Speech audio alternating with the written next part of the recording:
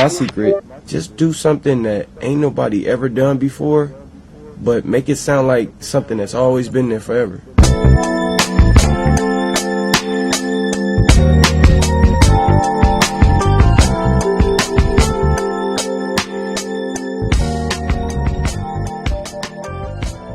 Welcome to This Filipino American Life, a podcast that explores the nuanced experiences of Filipinos in the United States at iba pa.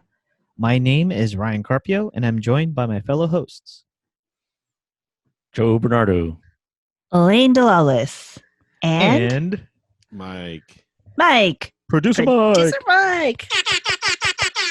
Yay! Yes, it was. Hi, guys. Now I won't stop. Won't stop. How are you guys doing?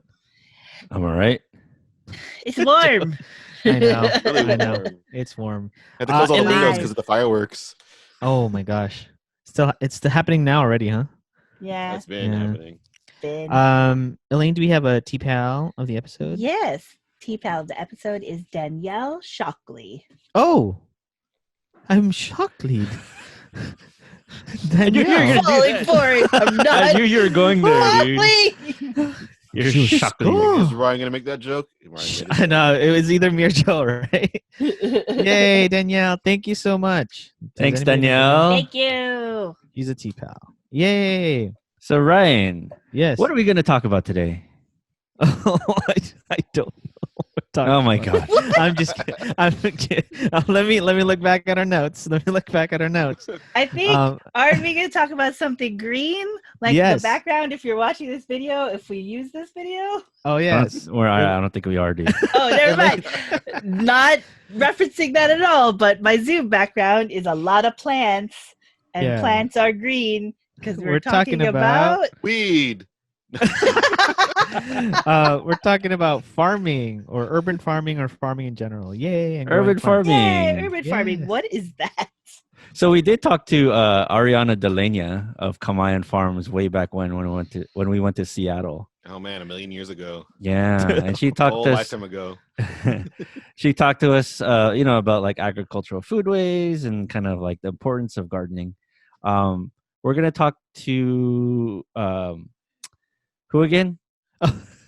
We're going to talk to Richard Garcia, the executive Yes. director and co-founder of Alma Farms. Alma Farms is in Southern California. Here in Southern California, that is a program that exists to reclaim lives of formerly incarcerated people, and they look to repurpose urban land into pretty much like farm plots. So we're excited to talk to Richard in a little bit, and a little surprised for you all about how I know Richard from the past.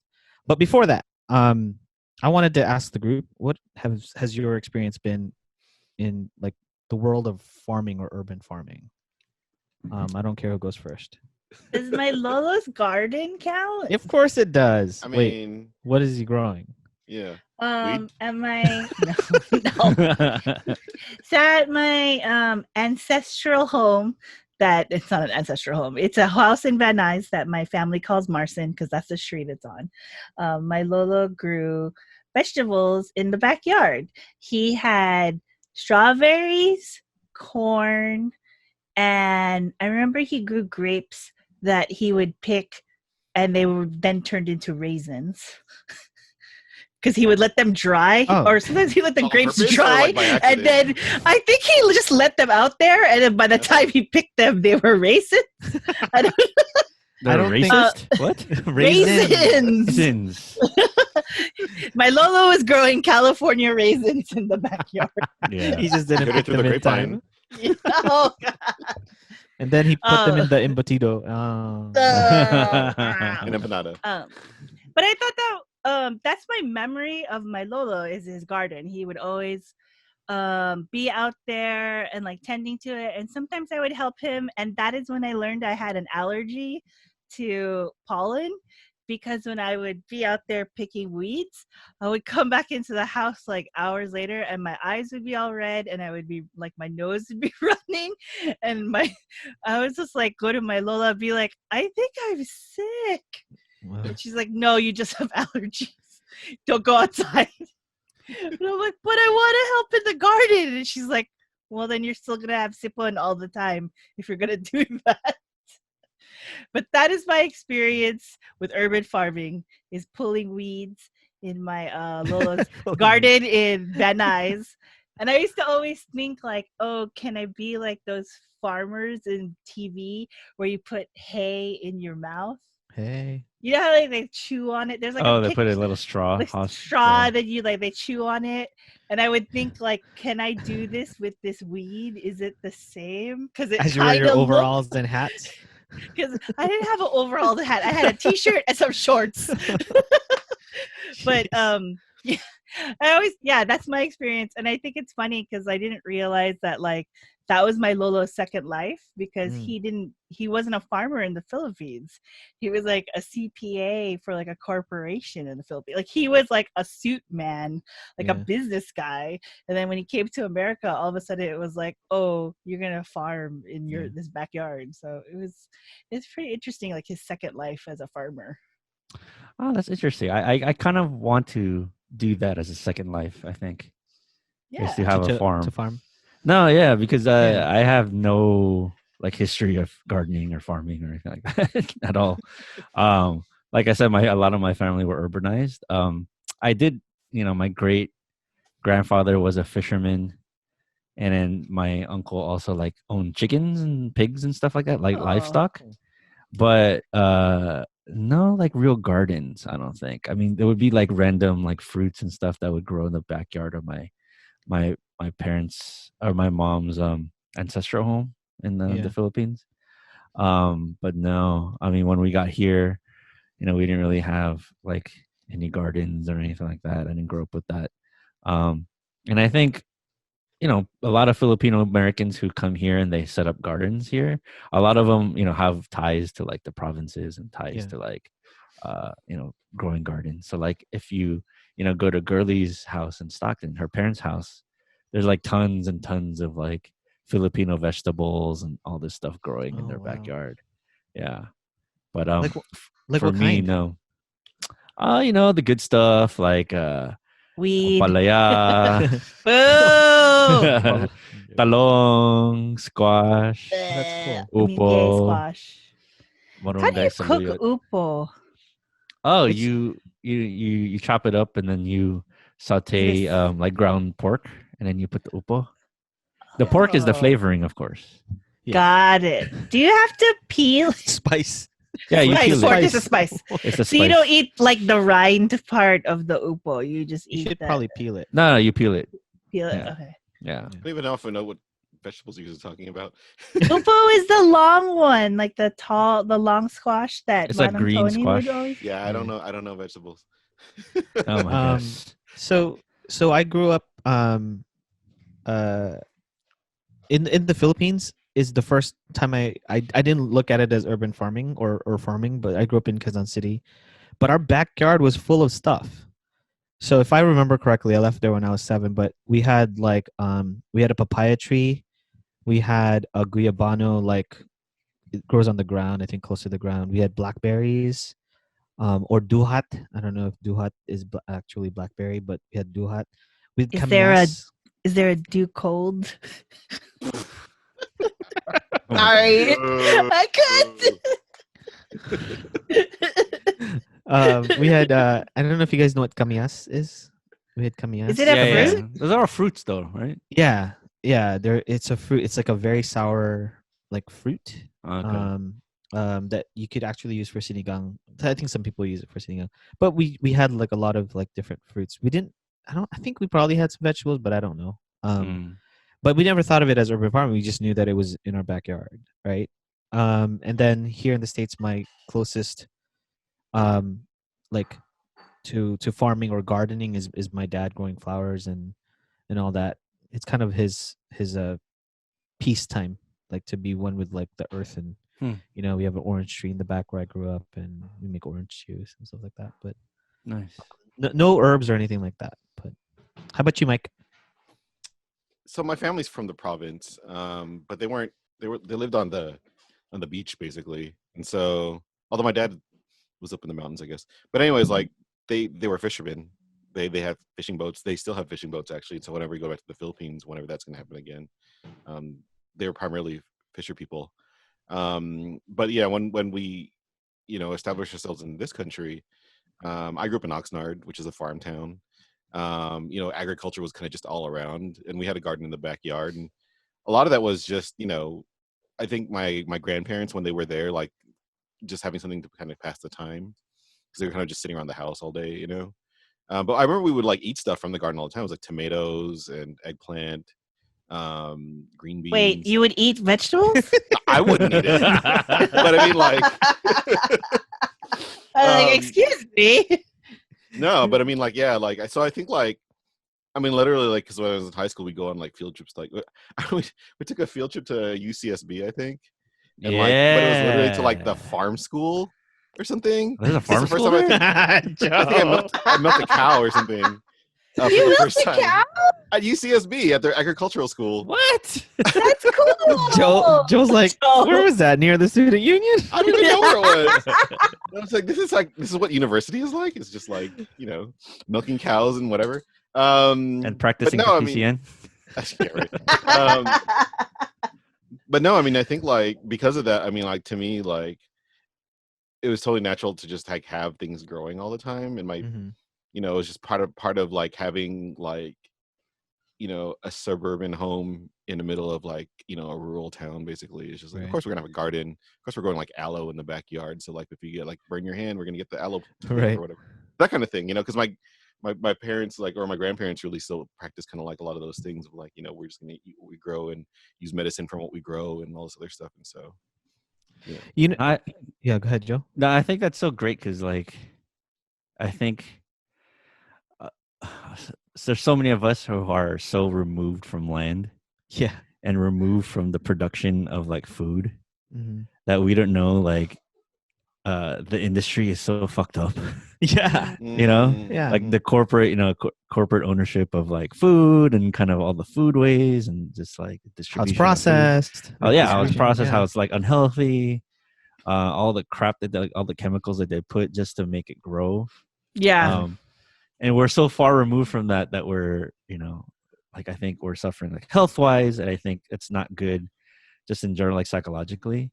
Oh yeah, because if you have no idea, I remember Mike and I went on some like trip to Agbayani village to learn about the farm workers, and the Manong Roger, right? That's his name, right? Right, Mike Manong Roger. Kuya Roger. Yeah. He like took us to across the way from Agbayani village, which is like a housing place where the Manongs used to live.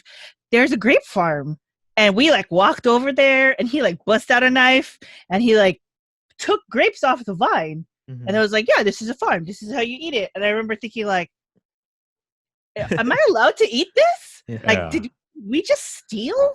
Like, right. These grapes were like the largest grapes I'd seen in my life. And he's like, oh yeah, this is the farm that supplies Costco. Right. And I was like, oh, I'm pretty sure, like, part of me was like, am I gonna eat pesticides? Like, so it's such a city question, right? Like, but I mean, part of it too is Totally. like seeing like how big those grapes were. Like you said, they were like the biggest we'd ever seen. But it was just like, I think when I think of grapes, I think of what you get at the grocery store. But like when you think of like these giant farms and these things that they create, and like I think it was like destined for like wine or something. I don't know, but I mean, it was just like, it's just like I'd never seen like fruit that big at that scale. I mean, we were just like, you could get lost in those fields. Yeah. Elaine, where you're like, these grapes are so not wrinkly and they're so plump, or these raisins are so plump. Why are these raisins so plump? Raisin why are these raisins so juicy? I don't They're so understand. juicy. What? You grow raisins too? Like, wow. How do you make grape drink out of this? I'm so confused. I have a quick question about like, when did you guys think about urban farming? Like, is that like the idea of like growing stuff in like Joe, are you shaking your head? Because let me tell you when I started thinking about it. Go ahead. Like community gardens in Los Angeles, like hipsters with community gardens and like and stuff like that. I don't know if like it became like a trend, right? Yeah. For me, that's how I kind of found out about it. But did the kids in Ghost Rider have a garden? I feel like that's the first time I saw a garden or something. And where? In Ghost Rider? Ghost Rider. Ghost Rider. Oh my gosh. I bet that Anyways, hippie girl did. The hippie girl who they used to I hang feel out like at her that was house. a part of this. Anyway, sorry. Whatever. Anyway, what were you gonna say, Joe? No, I was gonna say that when we moved into our house, I was like, okay, we have a backyard now. I'm gonna grow all this stuff so we don't have to depend on the grocery store. Yeah. And lo and behold, after like a few months, they all died because Well- I suck at gardening. It's probably also because of the heat, right? Yeah, I think you No. live in a. I don't know, man. I was trying I to give you an don't know. out there, No. bro. I was San trying to give it to you too. The San Fernando Valley is a agricultural hub before it became Yeah. a big suburb. I mean, yeah, Bunch that's of orchards, all. right? CSUN is where all the oranges are Yeah. came from. Yeah. But yeah, so there's a lot of fertile ground here, Mhm. especially if you have irrigation. But yeah, I don't know what I'm doing. Like I thought you just plant the seed and you just water it and that's it and they start growing. But You have to sing to it, man. I know there's like so much stuff that goes into it that I don't know.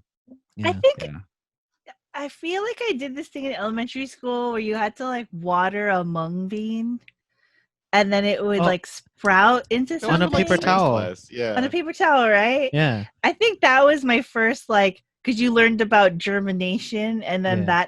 and then you could potentially plant that, and I got all excited that I can plant these mung beans, and then I'm like, gross, that means I'm gonna have mungo all the Yeah. time. Why am I gonna do that? Wait, I think when I was a kid, my mom bought me some planter at Marshall's. Yes, Marshall's the store. Mhm. That you could grow strawberries. And it was some weird planter that you're supposed to put the seeds in. I have no idea if it came with soil. It probably did. And I planted the seeds and I watered it once. And I thought, Oh. okay, come that's not- strawberries. Yeah, that's not enough. I thought you were gonna say and then you bought a chia pet. And then that's how you learned about gardening. That's through a chia pet. I wish. I totally wish.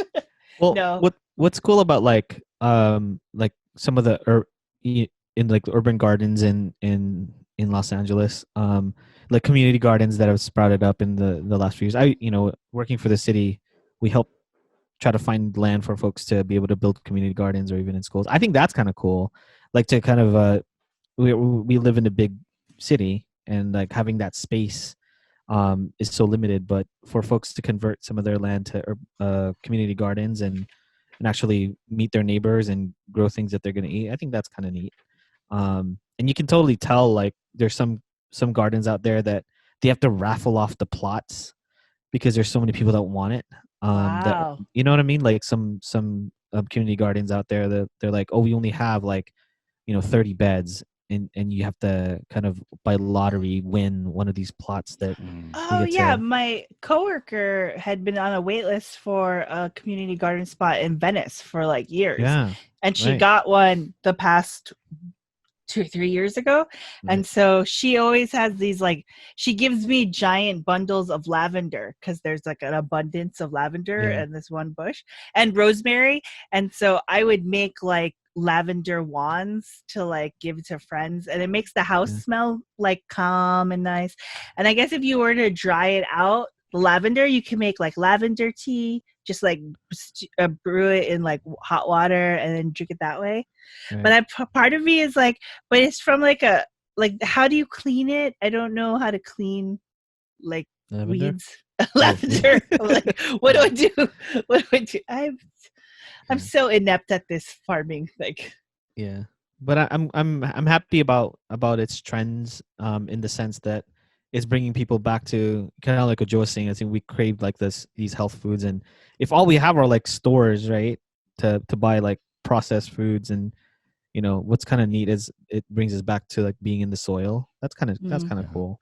I think Grace Lee Boggs talked Mm-hmm. about in her in that one book. Oh, anyways, in that book, one of her books, she talked about how like urban farming is a way towards liberation. If it's done right, because if we continue relying on an industrial economy, like it's gonna lead to failure.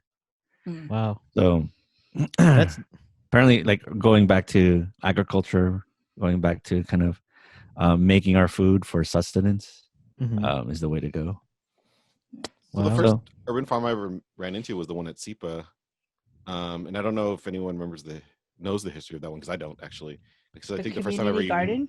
community garden, like the first time I went there, like was literally because it had been like chained up for a while, and only Mhm. certain people had access to it. And this is like before the area where the garden was is now it's now a park in Filipino town, but Mhm. before there was just a community garden. And we would have to check up on it every now and then because SIPA was, I think, Right. the overseer in some way. I forget, because of the mural, Yeah. maybe. I don't know. But I remember it was just like this garden kind of in the middle of like this neighborhood, and certain people in the neighborhood had keys and access to it, and they Right. had things growing in there. And I It's think there like still, no? there's like some There is a- component of it There's a still there. there's a garden in the Yeah. back, but Yeah. yes, but the whole park used to be a Yeah. A garden. garden. the Oh. Mike is referring to what is now called Unidad Park, Unidad Park. where there's the largest Filipino American mural in the nation is there. It's in on Beverly Boulevard in Los Angeles. Just Yeah. for Historic reference. Philippine town. For reference. Yeah, and in Filipino college, historic town. Just kidding. Historic In Filipino college- town. in college they would do that would be an event, like a volunteer event to do a SIPA Yeah. garden cleanup. Before it was like the park, like Oh, they would yeah, have sure. Uncle Roy would bring out college students to go there. Who's Uncle Roy? Uncle Roy, Roy Morales. He was a leader in the Filipino American community who went, I want to say, like up and down the state teaching Filipino, just like LA. no. Oh, just LA. Okay, in LA, teaching folks about like historic Filipino town and the presence of Filipinos in the area. Thank you guys for sharing your stories of farming, or unsuccessful or successful ones. Lack thereof. No, but I think feel like I proved my city kidness. yeah, and Joe, I appreciate the reference to Grace Lee Boggs, because I think in general we're gonna be talking to Richard Garcia, our special guest, who's the executive director and co-founder of Alma Farms, and this idea of like liberation and peace through urban gardening, and to coming back and kind of restore not just earth but spiritual and spiritual liberation from formerly incarcerated people. So we'll be back in a little bit, and joined by Richard Garcia.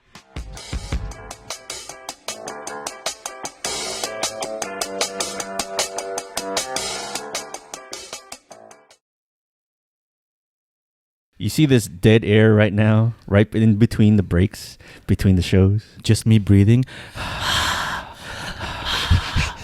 Well, we can actually fill this dead air with an ad. What?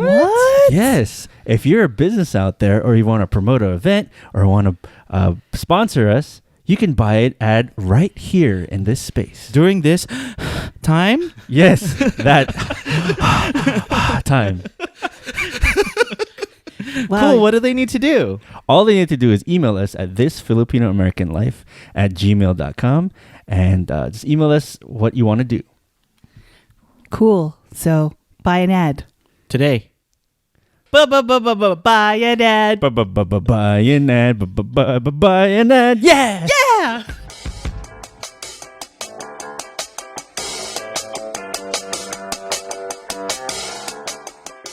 And we're back. Whew. Yes. Hey guys, we're back. Hello. Hello. And we are here, finally joined by our special guest.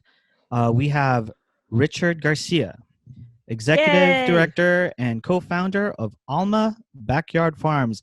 Yay! Welcome, Richard. Yay. Thanks No for air having horns, me. Elaine. I know. Oh, With that's the why air I'm horns. clapping. I'm clapping. Pew pew Clapping. pew. I mean, it's I so want to get loud. this right off the bat, but Richard is also a Loyola Cub like me. Woo woo. That's right. So What's a Loyola Cub? What's Loyola Cub? Cub. So we both went to the same high school in Los Angeles, Loyola High School, the best Oh, high God. school in Los Angeles. Here we go. I got that one ready. Come on. Got that one ready. And it was just really, both a coincidence and really lucky for us to connect this way, because I haven't seen Richard. Seriously, I haven't seen you since probably graduation. So Right. it's good to have you on, and we love to talk to you about the work that you do. So welcome to our podcast, and yeah. So let's kick it. Before, hold on. Yeah, go ahead. Before Joe. we start, what was Ryan like in high school? Oh, come on, man. Yes. Yes. So I kind of like I was kind of a loner. So I was more an observer, and my memory was, this guy is smart, and if I need answers, maybe he's somebody I could turn to. That was that's my reference. But I remember that I hung out with one guy, Aldos Pabon. Remember Aldos. Of course I do. Yes. So yeah, he was like my roll dog, and but I think, Ryan, you were probably like doing honors classes and that sort of thing, right? Because I was not pursuing that. So our paths would not cross that often. Yeah, but I did know Richard. So if you were to ask me that question, Joe, Richard's a baller, like a basketballer, and so I think you came in sophomore year, right? Sophomore year. Yeah. I did.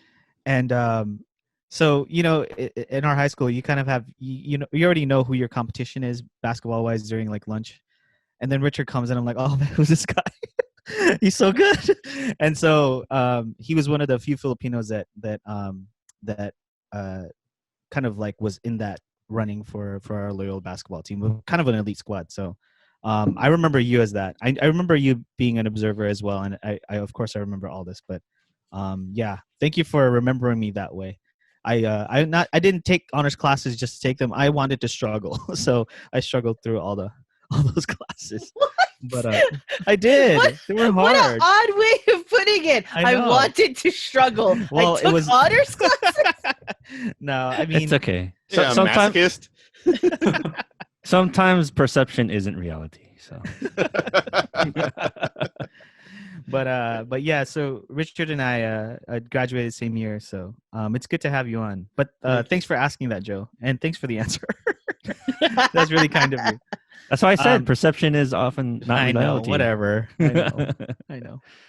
But let's we want to talk about you. We want to talk about the work that you do, and so I'm hoping we get a chance to kind of elaborate on the work that you do. So if you don't mind telling our audience, a little bit about your background, maybe your family history, Sure. here in the Philippines, wherever. But tell us a little bit about yourself. So I'm first generation here, born and raised in Los Angeles, Kaiser Sunset. Oh, wow. I was born there too. My mother's a registered nurse.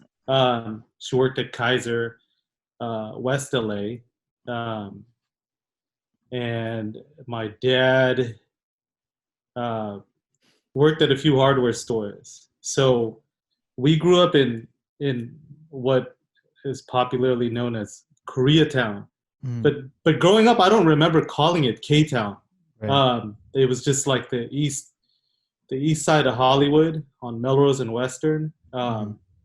So lots of Koreans, Latinos, and there are a few Filipino families. In fact, I think in '98 there were still some Filipino gangs in that area. And I had the fortune of not really messing around with having gotten involved in that.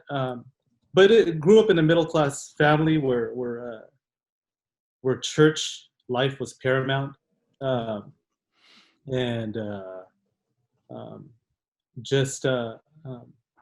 my parents spoke Ilocano in the house, so I understand Ilocano more than I do Tagalog. Went to the Philippines just once in 1992. I remember that year because that's the first time I had the Air Jordans. So I wore those Air Jordans in the Philippines. Oh my God. Oh, get them dirty. Get them dirty. That was the first time buying an expensive shoe. Yeah. Wow, nice flex on the Philippines. And yeah, so I grew up in Los Angeles. really in a household that instilled in me, hard work. And I think it's my parents' influence of wanting us to strive for more. And I think that might be in my mind distinctly, the Filipino experience of you're working harder, and you're committed to what you're doing, and you try to do well in it. So, I grew up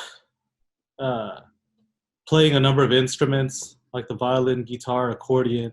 My mom wanted to push us being musical, Jealous. and so I did that. I didn't really even do that stuff at Loyola.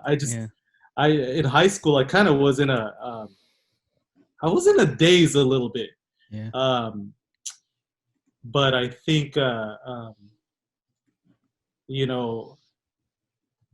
just to touch base on the Loyola thing, since having worked with Jesuits, I was once discerning the priesthood, and I've come across a number of Loyola High folks, and I just remember this. I had this distinct memory because there was a thing called a Mothers Guild, and I remember my mom saying, "I'm not doing that. I'm already working hard, and I don't do these Mothers Guild things. I'm already paying your tuition." Right. That was like, I think that was a kind of, so there was a little bit of a culture clash at Loyola. I think there was a culture clash, being a brown Filipino guy. Yep. And then you're entering into a world where, like Ryan said, the basketball team is dominated by tall white guys. Right. And so, yeah, I'm born and bred Los Angeles. My this is kind of scattered, but in terms of my parents have lived a longer period of time here in the United States, in California, than in the Philippines. My dad, most of his family resides in Santa Maria. So my dad has some farm background. He was a farmhand. And then actually my dad had access to citizenship because my grandpa, my Lolo Buena, was he was a field worker in Guam. And so he had U.S. citizenship way back when. So my dad's from Pangasinan, and my mom is from Lebug, Manawag. And my parents met here. They met here in California. Oh, wow. So that's kind of my background. Yeah. So with that background and telling us a little bit about your dad, like, what drew you to like your path to Alma Farms or establishing Alma Farms? Like, what drew you to gardening or farming? I watched my mother when she'd return from work as an ER nurse, emergency room nurse. She would find consolation watering plants when she'd come back home from her, she'd work 7 p.m. to 7 a.m. So she'd come back in the morning and she'd water the plants. And that's kind of a childhood memory. I wouldn't say that's what led me to farming, but that probably planted some seeds. But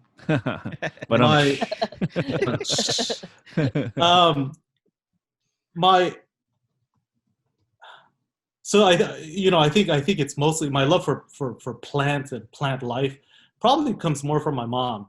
I have memories too, Ryan, of my dad looking at me trying to study when at Loyola, and school wasn't his thing, so he didn't really understand why we'd have to spend so many hours reading. he really would look at me and just wonder, why are you doing that? Yeah. He was in his own way encouraging, but he didn't really get it. But so the path towards Alma Backyard Farms is, I think the seed was planted when I was a junior at Loyola High School, when Father Greg Boyle, the executive director and founder of Homeboy Industries, presided over Mass. That was the big aha, because I kind of went through high school in a daze. Insofar, I was pondering why are we even, the push for excellence is high at Loyola, and I always got good grades, but I kind of started questioning why I was even doing that or working hard to get good grades in high school, because I could only attribute doing that to make my mom happy. And that's a big reason, but it never seemed fulfilling. And I would just get good grades so that my mom could be proud and happy. And it wasn't until Father Greg, our junior year, presided over Mass. It was the feast day of Our Lady of Guadalupe, and I never felt my heart beat as fast as it did that day. And I think I remember the scriptures clearly. I could see myself sitting in Xavier Hall, with as long of hair as I do now, because I haven't gotten a haircut. But I remember trying to sport an afro back then. I do remember that. and so I just remember my heart beating so fast when he was reading scripture, and he said, a voice pierced through the clouds and said, "You are my beloved son." And I swear to you, I felt as if I was a beloved son. And in that moment, and for one reason or another, I decided to take school seriously. Some lights switched went off, and I was like, I'll just do this, and I'll do it well, because that seems like the right thing to do. And so I ended up having an interest in becoming a priest. And then at Loyola High School, it was, the emphasis on being a man for others, walking and accompanying those on the margins. And I was like, this is something that seems to keep life real. It brought meaning to a lot of why we do what we do. So this was further cemented when I had the experience of our community service project as seniors, where I volunteered at Good Shepherd Shelter, working with domestically abused women and children. And I kind of get a little choked up when I think about it, because when I was discerning why I was doing what I was doing, at first I was volunteering because I needed to fulfill a requisite. And then I needed to put something down on a resume because we were applying for college. And then those reasons didn't seem to matter much, because I actually fell in love with the kids I was working with. And so love was the draw, and that just kept on burning. So I was like, you know what? I'm gonna look into maybe becoming a priest. And so I pursued. I actually knocked on the rectory of Loyola High School, and I talked to Father Dick Cobb. I think he was a rector at the time, and I said, hey, I think I want to become a Jesuit. And there was no previous contact with him, so I think he thought I was maybe just a little off. So he said, what's your plan? And I said, well, I'm thinking about going to the seminary. I didn't know what steps to take. I didn't know what you did. So I said to him, I'm looking into going to the seminary. So he's like, go ahead and do that. If you're still interested, come back around. And that's why I came back around after college seminary, where I studied philosophy and English. Then I I pursued the Jesuits, where I lived with Father Greg, and I worked at Homeboy Industries for a while. So all that to say, the what I discovered over the course of my years working with folks who are formerly incarcerated, people leaving the gang life behind, farming became a means to an end. It's only a vehicle, and it's a pretty good vehicle to get to a place of healing. And so how Alma came about was when I was working at Homeboy Industries a few years ago.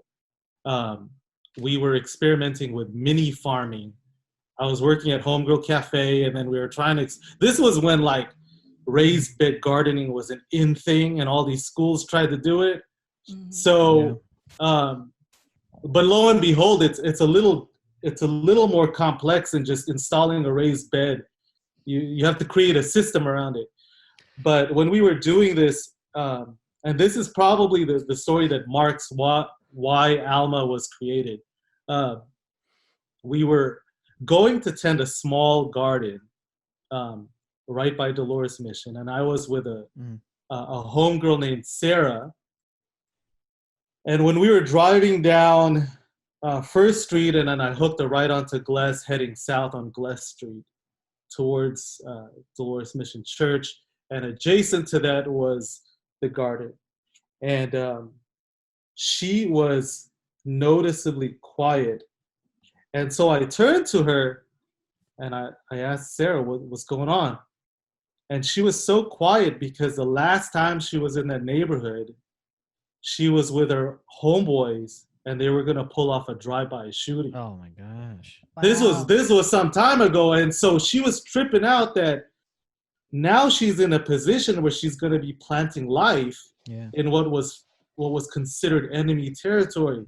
And so I started to notice that there were a lot of parallels you could draw between planting seeds, nurturing, tending life in the ground, with someone's rehabilitation, if you will. And the space always lent itself to different and deeper conversations than you would have in the cafe preparing food on the line, because you could. It's almost as if the raised bed or the plants in front of you was the coffee table, and you were having a conversation around. So that planted the seed, and it stayed in my mind. Like, you know what, this gardening thing seems to have an impact. We didn't do Alma just yet. It took a few years for the thought to evolve, and then we just went for it. Awesome. How many years has Alma been existing? Since 2013. Oh, amazing. So we started off in backyards. Yeah. And this was just following passion. You know, you figure there's available space in backyards throughout Los Angeles. But at that point, the passion was raw, and we didn't have specifications. We didn't have specs. So we didn't think like, okay, we could do so many backyards and grow so many pounds of food. Right. But the logistical thing became kind of challenging because we were driving in this neighborhood and that, and you could spend so much time in LA traffic. Right. Only to harvest a few pounds. So we moved from the backyard model to partnering with who we consider perpetual institutions like churches, at least on their property. And just so you know, like why we call it Alma Backyard Farm. So Alma is actually the street I live on, Alma Avenue, East LA. But Alma means soul in Spanish. And like I said earlier, urban agriculture is the means to an end, but you know, we're not necessarily just in existence to feed people's palates. We're here to satisfy a deeper yearning of the soul. Backyard we started off in backyards, but the issues of food insecurity, prison reentry, criminal justice reform, it's kind of our play on it's you know, a lot of people have the NIMBYism. It's not in my backyard. We're going to put it in your backyard, and we're going to make you know it's in your backyard. And then farms, because we're growing volume. We're growing, you know, quite a few thousand pounds of food. I think last year we grew about 9,000 pounds of food on about a quarter of an acre. That's with intensive planting. So over time, we developed specs, like what space we need, and what kind of land use agreement we have to establish with the landowner. And that's what I think makes it distinctly urban agriculture. Right. That's amazing. Did your parents teach you how to garden, or is it something you learned, you know, through the work with like Homeboy Industries? So I learned a lot in the work through Homeboy, because different professionals would offer their services, and that was my first introduction to people who were professional in the field of whether it be irrigation or soil ecology. So I essentially apprenticed myself to the transition between Homeboy and then Alma. I apprenticed myself to a carpenter and to a landscape designer, so I could kind of learn more. And I did that for a couple years.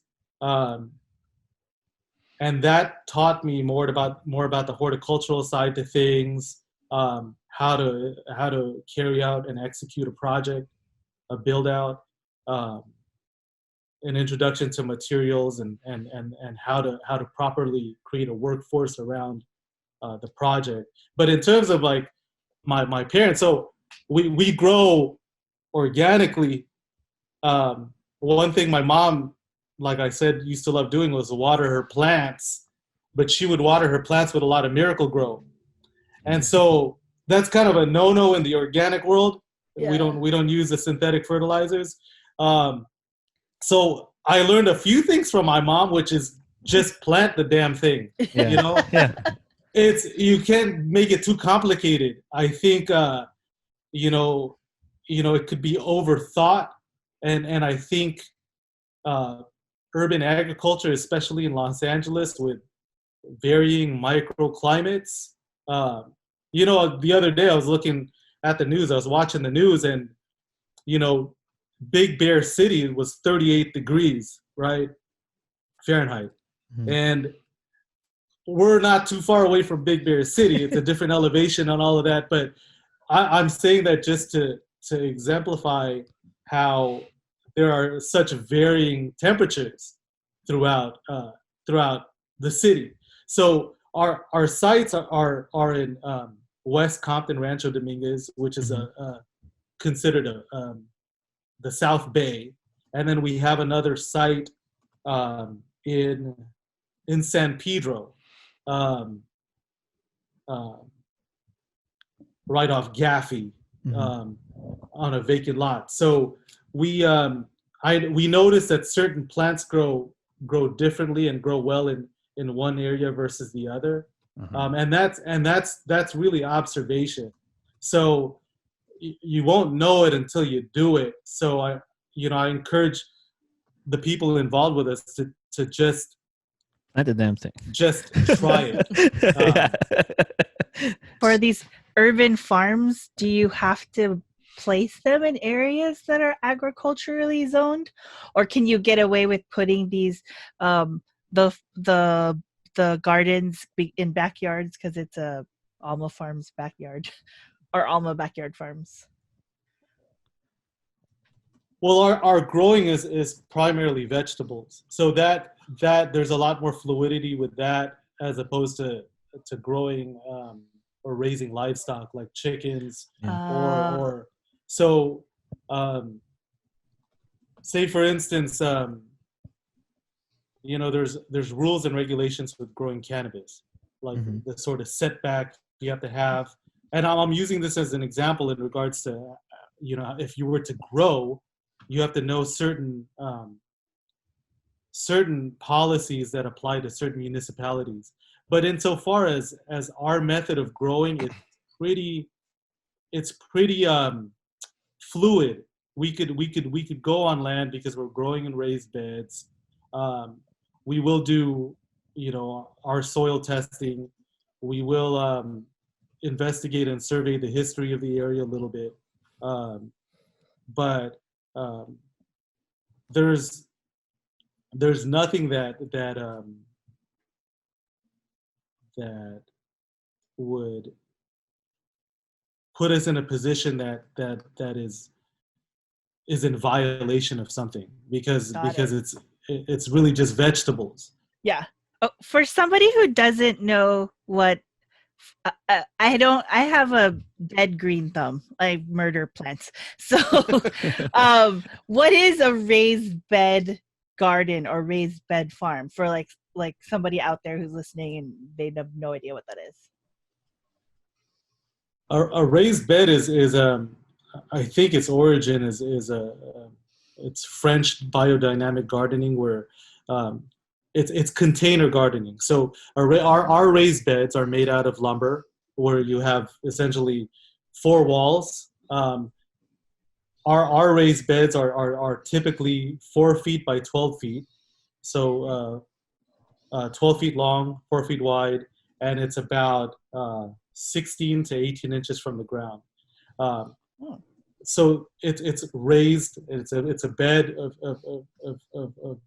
plants and vegetables, and raising the soil level like that heats up or increases the temperature of the soil more, so you're likely to have more germination when the soil is warmer, and you have more control because you are Concentrated, right?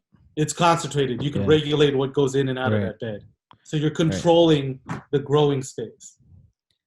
Cool. You ever grow any Filipino vegetables? Yes. Cool. But yes, so it's funny because and I have to say this, like, people of color, we urban farming is nothing new. It's nothing new. I think Alma does it with the intention to address food insecurity, with the intention of employing formerly incarcerated folks, with the intention of reimagining space. But urban farming, it's everybody's grown like something to eat. And so in terms of Filipino food, morinda or marunggay or malunggay is a superfood. Like us Filipinos have been growing superfoods, and they're catching on. They're trending, right? But making it more expensive. Yeah. Yeah, it's $7.99 a pound at Seafood City. Is it? Wow. I mean, the last time I tried to buy it, yeah. So I do have I have that. I have katulay. I have kamote. Oh, that's amazing. And do you have upo? My parents do have upo and chayote. Oh man, we're growing chayote at the farm, and we grow long string beans. Sitaw. Yeah. It's we've done like the angpalaya. The gross. bitter melon. Gross. Good. Stop it. It's gross. I can't do it. It seems like a Mike food. Gross. All the things I hate. Oh my god, dude. These are delicious. I just made a tinola the other day with chayote, so I'm like craving it again. So hey, I'm not hating on chayote. Awesome. Chayote is great. Oh yeah, the bitter melon maybe not. Ampalayak, right, Elaine? Yes.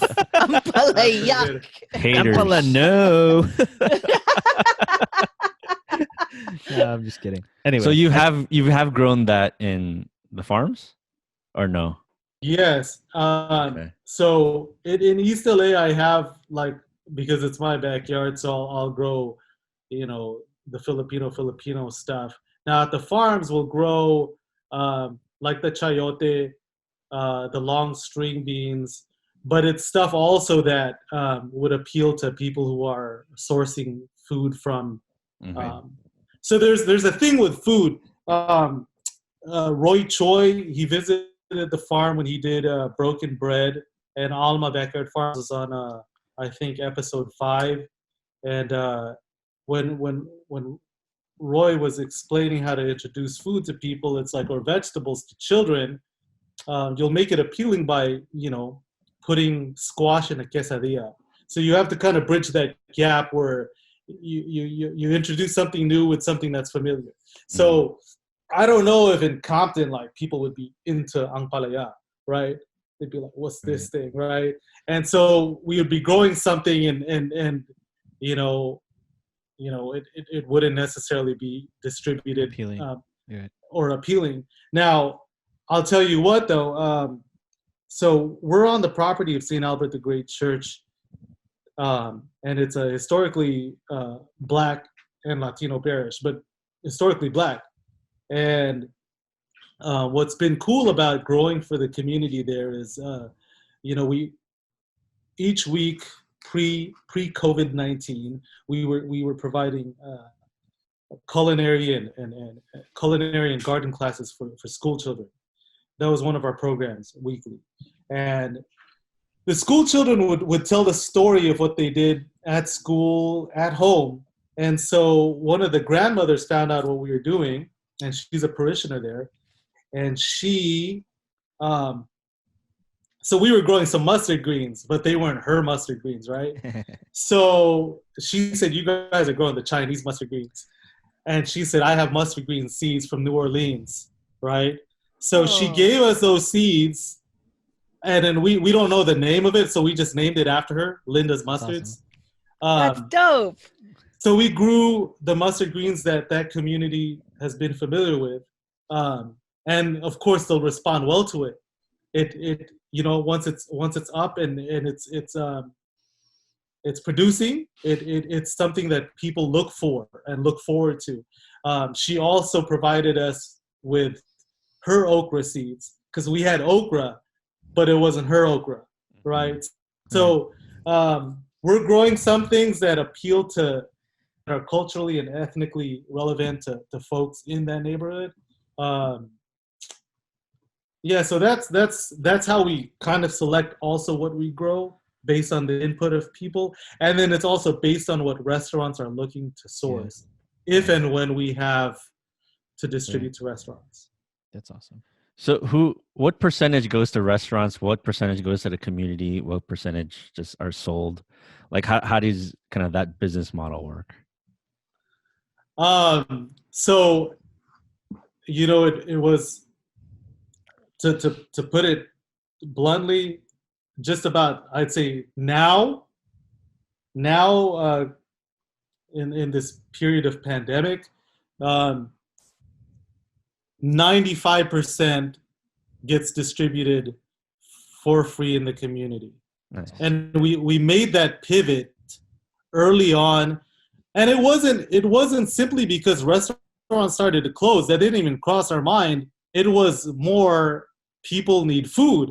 Mm-hmm. And so it was an experiment, and it's something else now. But at first I was like, let's just give it away.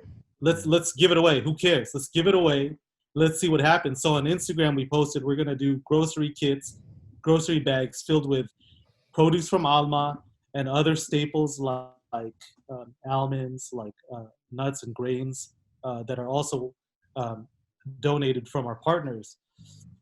And the first giveaway, we said it's going to go from 9 to 12. It ended in about 90 minutes, and that was 200 grocery bags that had 2 or 3 bundles of Alma greens in the bags, right? So 95% now gets distributed to the community at no cost. Wow, that's amazing. And people have lost jobs. People are struggling, and I think the feedback we get from people who are repeat drive up uh, uh, beneficiaries of the bag, they say it helps. It helps feed their households, and 5%, I would say, gets distributed to restaurants and other folks who source local produce to distribute themselves. So those would be wholesale accounts. They have actually experienced an uptick in providing produce boxes because of the pandemic.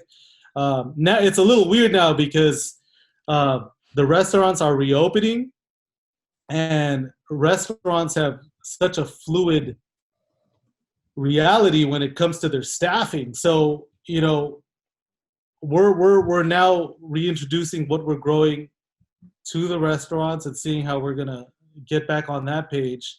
But we're committed to providing free produce every 2 weeks, at least till the end of the year.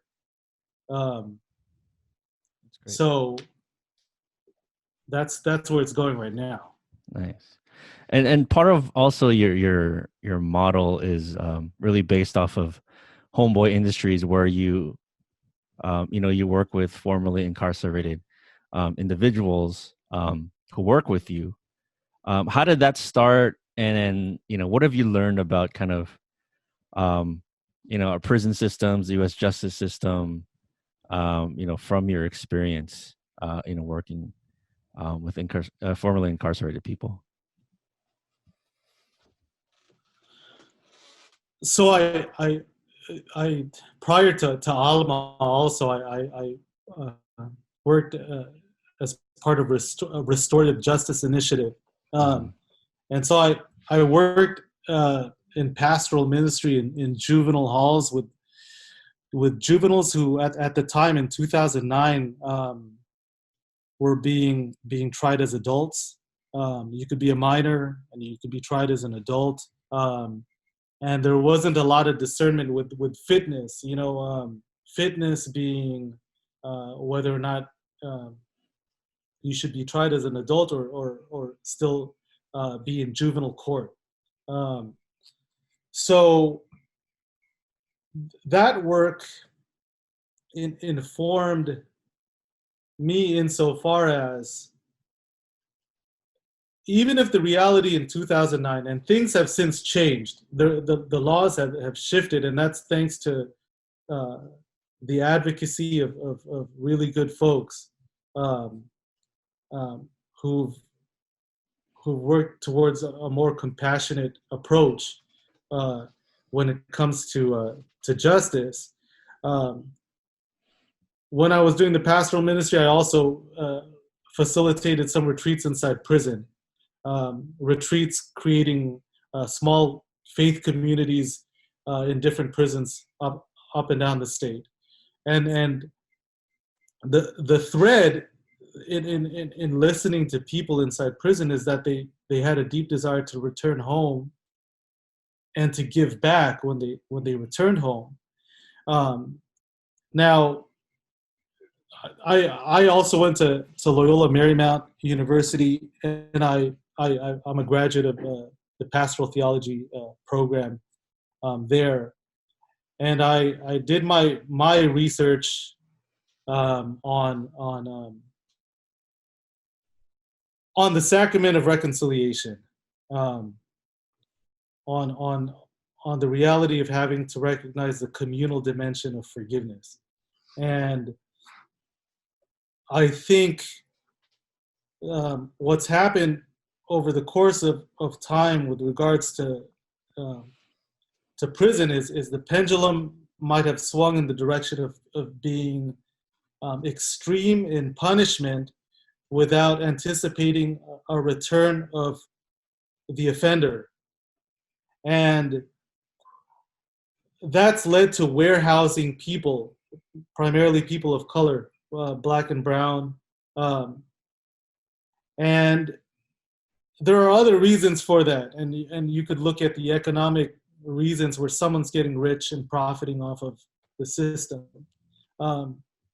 but we didn't anticipate that there ought to be a return because people can change. So, and people can grow. And holding on to that reality, and I would say a truth that people can grow and people can change, we have to anticipate on the outs, um, what we can do to help people return home. And so um, Alma Backyard Farms is a response to people's deep desire who are incarcerated to return home and to help facilitate that process. Now, it also makes a bold statement because if anyone's wondering, well, there's a lot before they could ever give back. At the very moment, in this pandemic, the people at the front lines putting grocery kits into the back seats or the trunks of the 200 vehicles that come by, 200 families that come by every 2 weeks in Compton. The people at the front line, the people growing the food, are formerly incarcerated folks. Mm-hmm. So I think it makes the statement that giving back can happen. And I think on the end of the folks that we work with who are incarcerated, it's their way of introducing themselves back to the communities that they left behind or that they at one point in their lives harmed. So it's a bold statement that's made with food, and of course, you know, at this point in time with protesting racism, food, you know, food justice and our choice of foods reflect, you know, the disparities that exist. So we're trying to create our sense of equity through providing high quality ingredients in places where you're not going to get a Trader Joe's anytime soon or a Whole Foods. But I would imagine, why can't there be if there could be a liquor store on every other block, why can't there be an urban farm on every other block where people have the experience of having access to affordable, if not free produce? Right. So there's something liberating about that. It sounds like you found your purpose. Like, it's such a very Jesuit model, like to be of service to people, and then you're doing it through the urban farming, and then you're employing formerly incarcerated peoples, and then this employment reduces recidivism of the people, and then people find purpose in feeding their own communities. Like, it's just a very, like, it's very inspiring because Yes. it's like, it's a different way. It's just like, it's a different way of care for people. Like, yes, these people were incarcerated, and yes, and but it almost seems like there's always been like a idea of punishment. Like, that's what it's always has been, and there's never been a talk of like, how do you care for these people, like the youth that you work with? How are you able to like how are you able to show forgiveness, or to show how to give reform if you're not giving an alternate mode of life for these people? I was just swimming in all these thoughts with like what everyone would say. So I was gonna mention. So Richard mentioned like the mass of Father Boyle our junior year of high school, and how he was kind of like drawn to. The difference between me and Richard is I remember that mass. I remember that mass completely for a different reason, because I've never seen a priest like Father Boyle before, and Father Boyle cursed during mass. Yeah. He cursed during mass. That's why I was like nodding my head. I was like, "Oh yeah, Father Boyle's awesome." And of course, you know, if you do some research on Father Boyle and just his work, that was our introduction to him when we were juniors in high school. And I think many of us were really drawn to this message. You know, we get bombarded I shouldn't say bombarded, but we get from the moment you enter that campus, being a man for others and doing this for the glory of God, right? All of the work that we do, making sure that we're of service. This was the first priest that we looked at that were like, oh man, he's out with people. You know, Uh-huh. he's not here teaching us math or you know or reading or stuff like that. But he came to do a mass for us, and when he cursed, I'm pretty sure there was an uproar of like, you know, all these like guys An at audible in the hall. gasp. Yeah, like not really a gasp, but like, yeah, that's cool, you know, like he cursed. Yeah. But really, it is he's a transformed kind of like a character that transforms the way we look at our fellow human beings. So Richard, this is amazing. Like the story that, you know, I'm glad that you're sharing this story with us.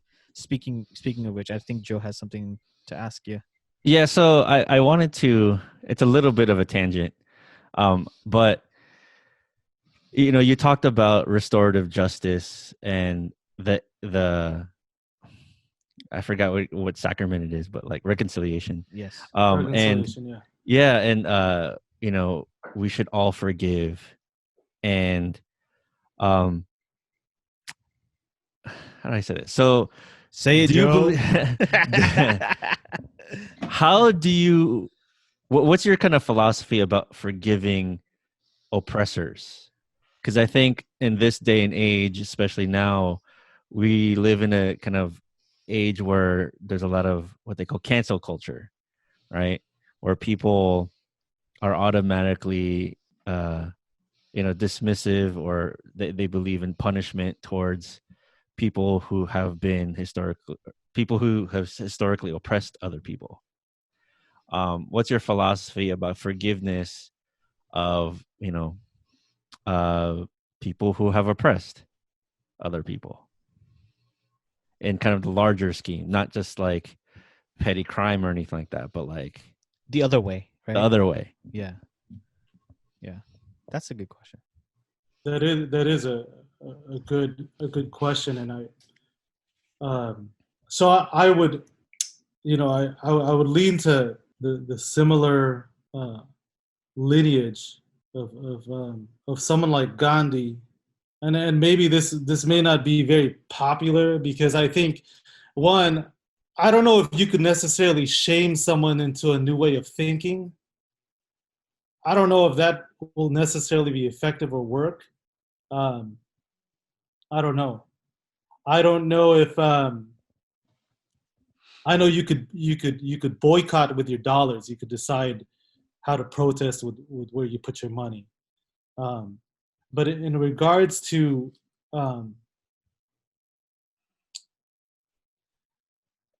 forgiveness, you know, there's the, and this goes back to what Father Greg would mention is kinship, where, and I mentioned Gandhi because there at the seminary I did some studies on Gandhi. I had a Jesuit spiritual director who had me do quite a bit of research and read up on Gandhi. But there's this relentless pursuit to recognize the human dignity in the oppressor until they recognize it for themselves, that they too have a dignity. And it may be the case that hasn't been reflected, or, you know, it's crazy, because I mean, that's another thing, to get into the conversation of implicit bias, to get into the conversation of you know, I know the whole thing with Karens, you know, and making sure you get that on film. And I think there's some benefit to that we can capture this, you know, some of the small expressions of the oppression taking shape. But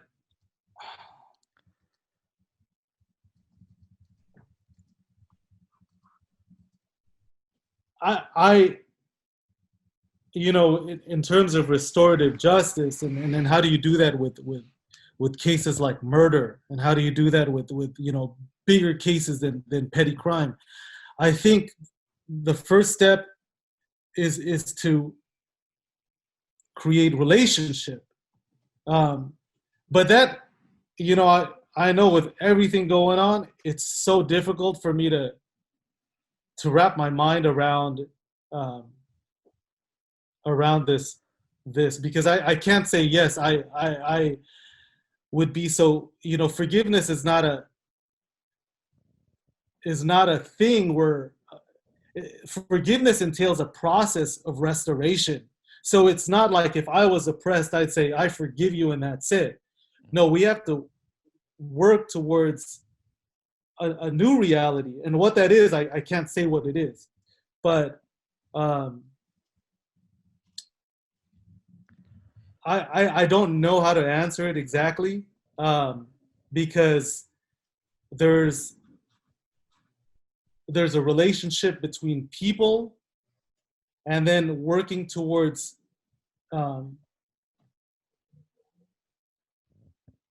could I forgive the oppressor if I developed a relationship with particular persons who have been oppressive? Could I forgive the oppressive system? I don't think the oppressive system is to be forgiven. I think the oppressive system is to be changed. But getting to a point of recognizing kinship first is a first step. And I don't know how to answer that right now. I have to kind of give it some thought. Yeah. I also think like it's a very good question because of like the whole idea of reconciliation. Sorry, I'm going to put my couple of cents in here before we get into the question. I think too, there's always a power dynamic, and you brought up the whole idea of system and the forgiveness of people. And I think the problem with oppressive systems is, or systems in general, they care about the output, right? Systems don't necessarily care about feelings. They don't necessarily care about people, right? In a kind of system, the output of whatever that system is what the system cares about. So you're right about, I think, the idea of changing the system so that the outputs are better for people, right? And when it comes to forgiveness, it's hard, this idea of like forgiving and forgetting. I don't know if how easy that is, and especially when it comes to the oppressor, the other way around, it's difficult, but I don't think it's supposed to be easy either. But the process is definitely, you have to go through the process. It's kind of like a grieving process, but the other way around, right? You have to kind of you have to get through it. And but I appreciate your answer to that, Richard. That's a really good question, Joe. It's a hard question. Yeah, seriously, man. Well, no, I we're mean, philosophical questions. That's all. Yeah, that's no, I seriously, that's what I live for. Joe, the historian and the philosopher. But I wanted to also be mindful of time, but I really wanted to get to some of these questions before we run out of time. So, in your work, Richard, in gardening, and especially the way you were talking about at the time of COVID, do you have any advice for people who want to start to garden more, or even like, aside from like just plant the damn thing, like, do you have any advice for folks who are looking into it? Do you have any advice for people who have traditionally killed so many plants? That's me too. I think for me, like, okay, so there's a safer at home order. People are on lockdown. You can call it what it is, but I think there was encouragement for people to maintain the social distance, and hopefully that's resulted in flattening the curve and slowing the transmission of the disease. But I think in terms of gardening and giving people advice, it's okay. So I think parents have to stay with their kids all day. So there's this new way of interacting with people in their space. And the way I would look at it is, how could you interact with your outdoor space in a way where you actually really touch it, and you eat from it, and you prepare space that may be of benefit to you, not just in times of emergency, but it would be beneficial for you to share with other people if there's an abundance of what you have. So it would be more, my encouragement would be maybe set aside space, because this may be crucial for survival, but it also may be crucial for you to lend a hand in regards to other people who just may be across the street from you, who may need some food. And so if you could kind of do it for, if you could leave quarantine, and you did all right in quarantine, I would say you could kind of think, perhaps I could interact with my space a little more differently, and perhaps I could set aside a space to just grow food should this ever happen again. And I'd look at it like it would just be a good practice for survival. And so, Father Greg, he could cook. Okay, I'm gonna put this out there because he could cook. So we'd have dinners at the Jesuit house on Sunday nights, and then each of us would take a turn. The guy could whip up a dish. Okay, and so I asked him one day, I go like, so how'd you get to be, like this good at cooking? And he said, because he would go through the LA Times and he would look and he'd find a new recipe. And he'd say, if you're literate, you could cook. You could read the recipe and the directions, you could cook. And I think it's almost the same with planting, because the seed packets, and this is where you just have to be patient and trust the wisdom that's passed on from generation to generation, and they put a lot of this wisdom and it's packed on the seed packet. And if you read it carefully enough, it'll tell you, this is how deep to plant it.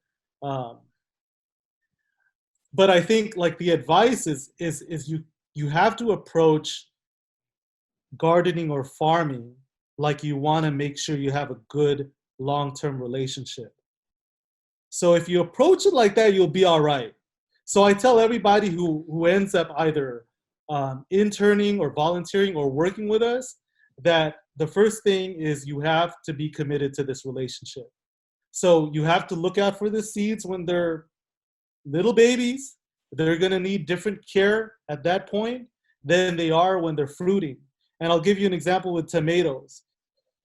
Tomatoes, the way we grow them, and if you ever get on our Instagram, we post pictures of how we do it, right? So we're experimenting now with single stem tomatoes. So we're removing suckers and then we're letting the main stem grow up.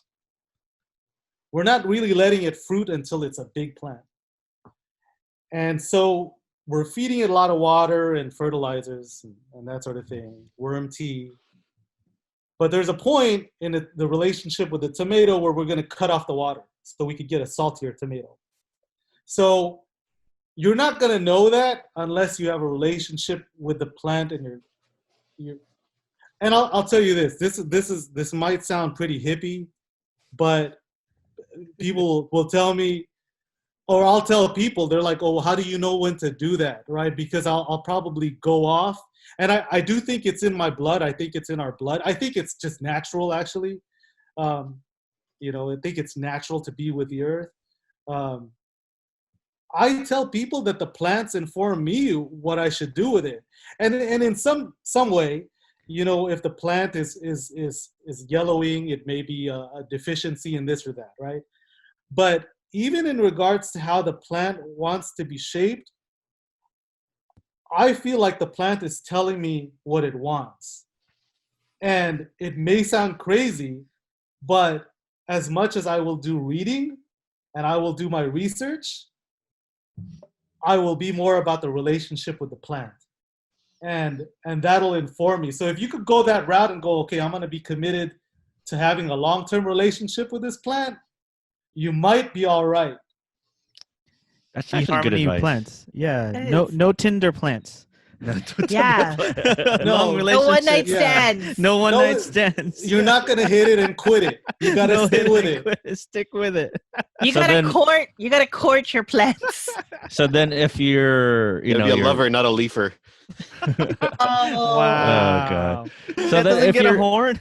if you're planting Filipino plants, do you have to like ask the parents for permission first or something? Like that? Great. Okay. Nice one, Joe. To sing a harana next. Sing harana. Hey, Richard, I imagine you play music in your garden. I saw you with a violin on one of the photos on your website. So, you still play music? I do. I actually will play the violin when we do meditation. So that the violin is what I would take inside the juvenile halls and the prisons. Oh, wow. We'd facilitate meditation, and I'll still do that at the farm where we'll lead folks through guided meditation, and then I could. Yeah. I'm all right. I'm okay at it, or it's not going to be too distractive. Yeah. I think I have kind of more arthritis in my fingers. Like this finger doesn't bend back easily old, anymore. man. I'm getting old. But I still will play. And then, I try to get involved with the school kids. So if there's mass, I will play the guitar to accompany the choir when I can. That's awesome. Nice. So we have to get going. Thank you for joining us. This is great. Yeah. awesome. Where do folks reach you or reach Alma Farms, Backyard Farms? On our Instagram, we it's at Alma Backyard Farms. We have a website too, almabackyardfarms.com. But when all of this stuff is over, we did a kamayan at the farm once, and it was like a little test. Ah. You tell me when you'd We're like to coming. come over. Yes. We're yes. coming. Ampalaya us. No, Just kidding. No one Just kidding. apalayado. Even if it has to be socially distanced, where each of you has your own banana leaf and all your food at your table. Oh, Um, man. I I'll would give love for Joe you my guys to visit. ampalayak. Yeah. Yeah, we'll definitely visit. Yeah. That'd be awesome. That's Okay, awesome. That's okay. awesome. Thank you. Thank Thanks, you. Richard. Thank you guys. This Filipino American Life is produced by Michael Nailat. Our intro and outro music is by Roger Habon, aka 10.4 Raj. Resident reality checker Girly Colado, legal advisor Rianne Fajardo, and graphic design by Vincent Collyer.